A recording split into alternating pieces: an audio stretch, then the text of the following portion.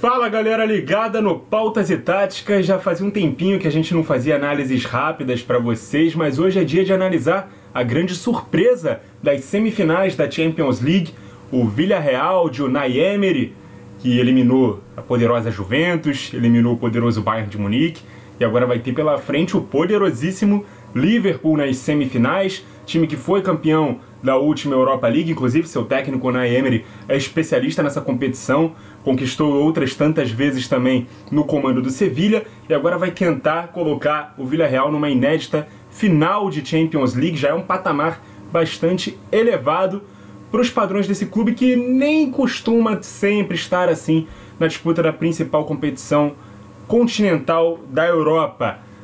Bom, se você é novo por aqui, seja muito bem-vindo, espero conquistar a sua inscrição, assim como seu like, seu compartilhamento para os amigos, seu feedback, sua sugestão de próximos vídeos, e se você já é inscrito, muito obrigado. Então vamos pegar aqui nossa prancheta, devia ter as pecinhas aqui amarelas, né, do Submarino Amarelo, do Villarreal, inclusive nessas semifinais nós vamos ter o time da terra dos Beatles contra o Submarino Amarelo aí, quem pegar essa referência musical aí que também foi bem sem graça, pode deixar sua risada nos comentários.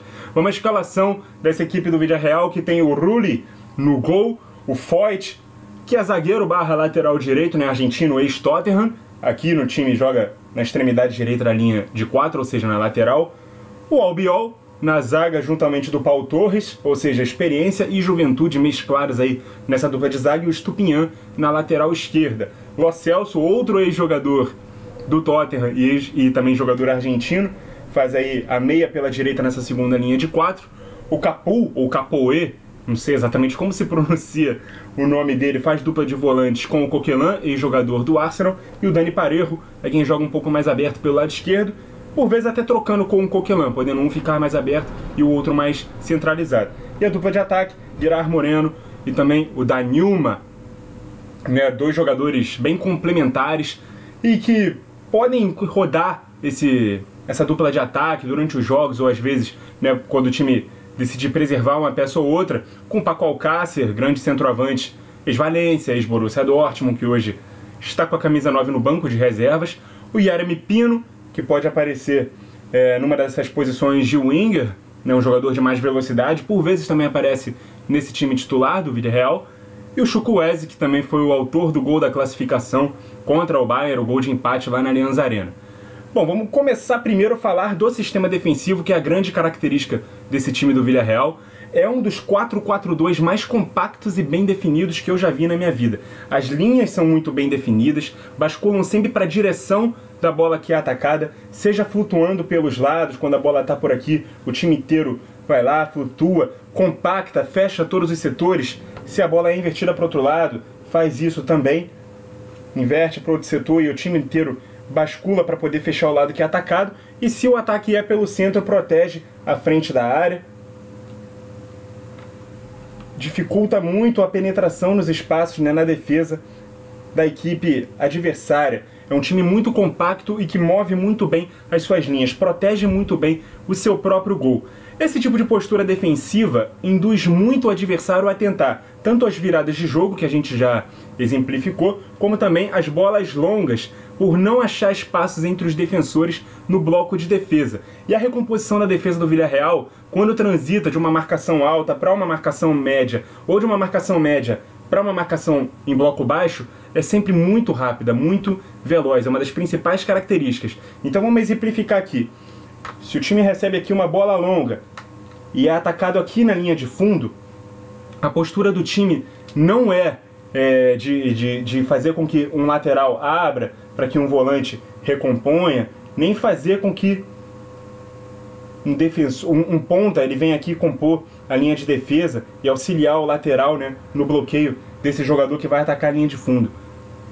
O que eles fazem é fazer com que todo mundo entre na área junto para poder ter superioridade nos duelos aéreos. Sempre o time vai ter 8 jogadores pelo menos, ou se não os 10 dentro da área para poder disputar no jogo aéreo e também já poder contra-atacar. Então é um time muito baseado nesse tipo de jogada. A preocupação é sempre de levar todo o bloco para dentro da área para poder ter mais gente disputando no jogo aéreo que os atacantes adversários. Bom, outra preocupação do time é com o principal passador que o time adversário vai ter na saída de bola. Então vamos supor que o adversário faça aqui uma saída com 3 jogadores. Pode ser aqui 3 zagueiros, 2 volantes, 2 zagueiros e um volante, ou 2 zagueiros e um lateral base. A preocupação sempre vai ser com o jogador que tiver mais qualidade de passe. No jogo contra o Bayern, por exemplo, foi com o Kimmich. Ele que recuava muito aqui pelo lado, então a dupla de ataque sempre tentava fechar as ações do Kimmich. Não se preocupava tanto com os outros zagueiros. Sempre a preocupação era com o Kimmich. Se esse melhor passador ficar um pouco mais centralizado, a marcação vai ser essa. Sempre um jogador vai dar o combate e o outro vai ficar na sobra. Se for um lateral base, é a mesma coisa. O time vai sempre se preocupar com o melhor passador da saída de bola do adversário. É assim que essa equipe se defende. Mas nem só de defesa vive um time de futebol, né? Nem só se defendendo faz com que uma equipe ganhe jogos. Também é preciso marcar gols e como esse time constrói suas chances. Vamos falar então da saída de bola do Villarreal, que ela é feita de uma forma perigosa, porém inteligente. Eu diria que arriscada seria a melhor palavra para poder definir essa saída de bola do Villarreal. Eu vou tirar rapidamente aqui o time adversário do campo para poder ilustrar como é feita essa saída de bola. Ela é feita para atrair a marcação por pressão do adversário, mas se trabalhar com bolas longas nos espaços entre o setor que se adianta e o que se fixa. Por exemplo, o time faz com que os seus 2 zagueiros abram bastante o posicionamento, assim como seus 2 laterais, os 2 volantes ficam mais fechados, os 2 meias abertos fecham um pouco mais o posicionamento e os 2 atacantes ficam abertos, sempre segurando a marcação dos laterais. E pode observar que a zaga fica sem ninguém de referência. Os atacantes sempre estão mais abertos, os meias mais fechados, então a zaga fica sem nenhum jogador de referência. Mas quando a marcação é por pressão, vem aqui 2 jogadores de ataque para poder pressionar esses 2 jogadores de defesa, a marcação, a saída de bola sempre vai ser aqui, ó, no lateral, num posicionamento um pouco mais aberto. Porque se esses atacantes aqui se adiantaram, sobrou espaço nesse outro setor. Naturalmente, os 2 meias centralizando, eles vão chamar a atenção de 2 volantes adversários, caso eles joguem com 2 volantes, e os pontas vão ficar bem atentos à saída dos laterais. Então você tem aqui, ó, entre esses setores, 4 jogadores para poder trabalhar a bola. E se esses jogadores aqui se adiantarem, por exemplo, numa troca de passes mais centralizada, já deixou esses jogadores aqui descobertos. Então é sempre um cobertor curto para o adversário. Se o time está mais espaçado e a marcação é por pressão, entre a linha dos atacantes e dos meias vai ter um espaço. Se os volantes pressionarem, entre as linhas dos meias, dos meio-campistas e dos defensores, vai gerar outro espaço também para que a equipe do Villarreal possa trabalhar a bola. Sendo assim, quando a bola chega nos atacantes, eles estão sempre muito abertos, né, atacando as costas dos laterais. As zagas ficam preocupadas em cobrir esses laterais quando eles têm a bola. Quando a bola chega aqui nos atacantes, os laterais vão dar o combate. As zagas ficam mais preocupadas em cobrir as costas, caso haja essa vitória pessoal. E aí abre um espaço maior ainda para quem vem de trás poder aproveitar um cruzamento e gerar uma chance de gol. Isso acontece do outro lado, com o atacante também fazendo aquela entrada na área em diagonal, e também acontece com o outro meio-campista que pode entrar na área também com muito mais qualidade. Isso faz com que o time do Villarreal consiga ser muito vertical com poucos passes. Não fica aquela complexidade toda de passes, atrai para cá, atrai para lá. Não, vai atraindo as linhas de pressão com seu time um pouco mais espaçado.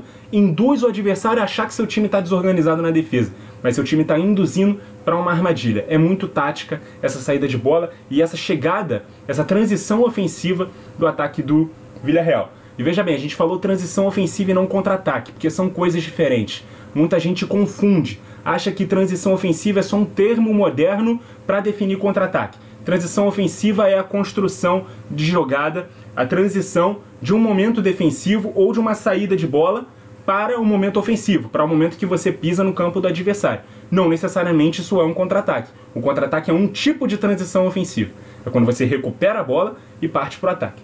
E agora a gente vai falar do contra-ataque do Villarreal, que é a principal forma com a qual a equipe cria as suas chances de gol, já que passa o maior tempo dos jogos se defendendo. É um time que não faz questão nenhuma de trabalhar muito a posse de bola. Então, na maior parte do tempo, a equipe vai se defender.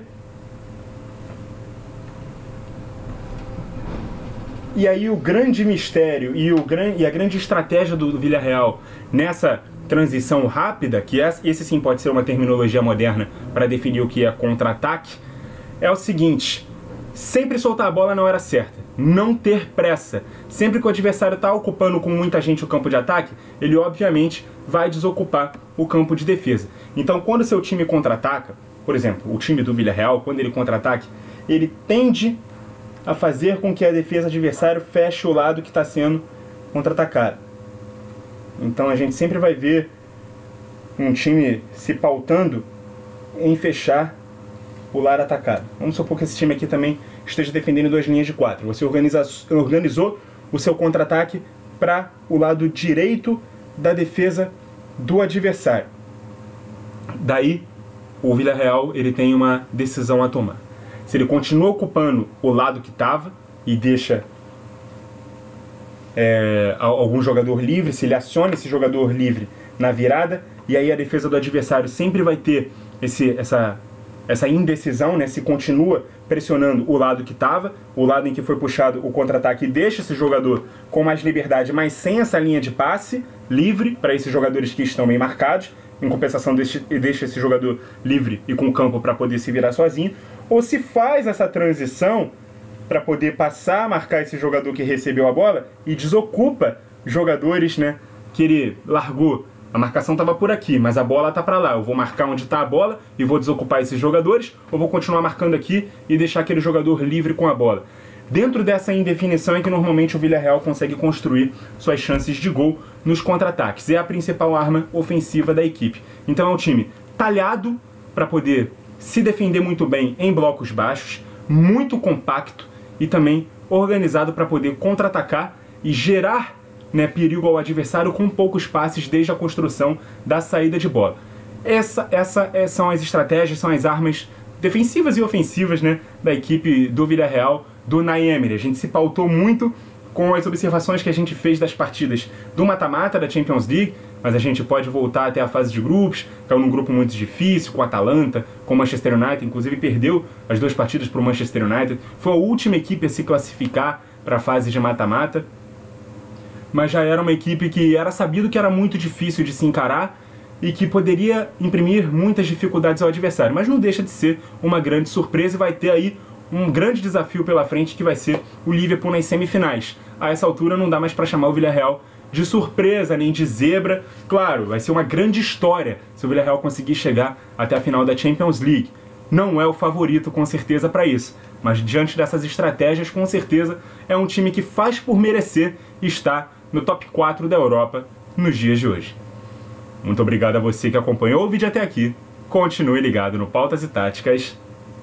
E até a próxima!